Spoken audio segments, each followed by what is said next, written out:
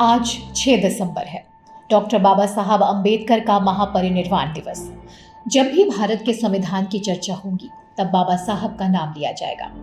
अपने समय के इंटेलेक्चुअल जायंट, ये उनके इंटेलेक्ट और भारत की उनकी समझ ही थी कि डॉक्टर अंबेडकर भारत के भविष्य और चुनौतियों को लेकर हमेशा सजग रहे।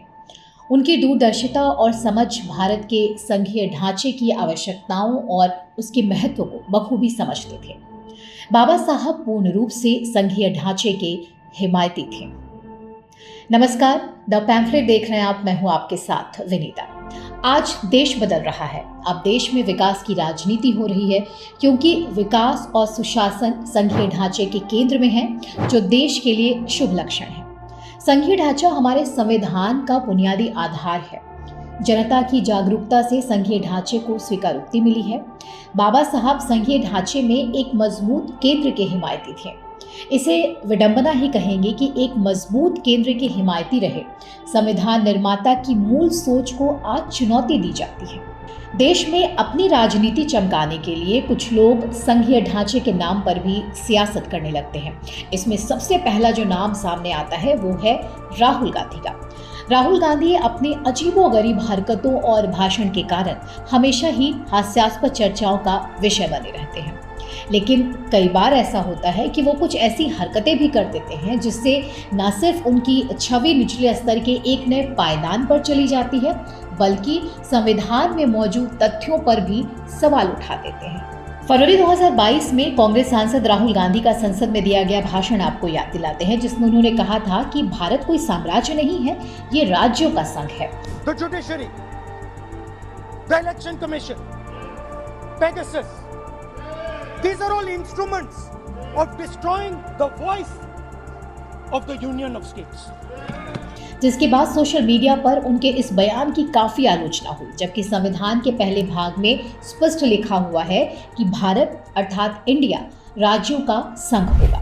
संविधान के 11वें भाग में संघीय सरकार और राज्यों के बीच विधायी, प्रशासनिक और शासनात्मक शक्तियों का ब्यौरा दिया गया है। भारत में संविधान के तहत संघीय शासन की स्थापना की गई है। भारतीय राजनीतिक शासन प्रणाली को संघीय ढांचे यानी फेडरल सिस्टम के रूप में भी जाना जाता है। एक संघीय ढांचे में अधिकार और जिम्मेदारियां अलग अलग सरकारी स्तरों पर बटी होती हैं। भारत में संघीय संरचना की जरूरत देश की विशालता और विविधता के कारण महसूस हुई है। इन दो कारणों की वजह से देश के अलग अलग क्षेत्रों में स्थानीय परिस्थितियों और जरूरतों के हिसाब से परियोजनाएं बनाने एवं उनके कार्यान्वयन की जरूरतें अलग होती हैं। संघीय संरचना के चलते सरकार को विभिन्न स्तरों पर विकास के काम करने के लिए जरूरी लचीलापन मिलता है। दरअसल भारत की संघीय व्यवस्था मिश्रित गुणों वाली है, पर इसकी आलोचना करने वाले लोग भी कम नहीं हैं। लेकिन एक बात तो तय है कि भारत की संघीय व्यवस्था को संविधान का मूल ढांचा माना गया है और इसलिए ये बना रहेगा। हम सभी लोग अपने देश और उसकी विरासत से भली भांति परिचित हैं।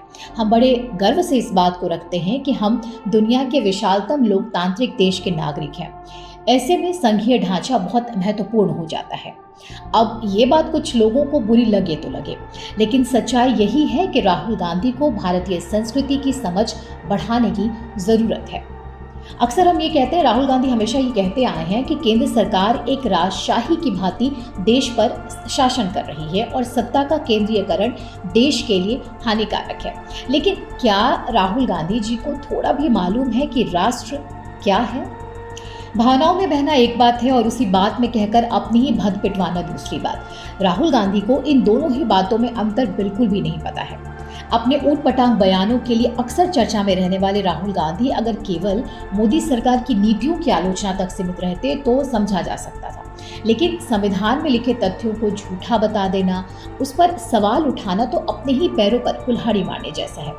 आज संविधान निर्माता डॉक्टर बाबा साहब अंबेडकर के महापरिनिर्वाण पर देश को ये बातें याद दिलाना बेहद जरूरी था। नमस्कार।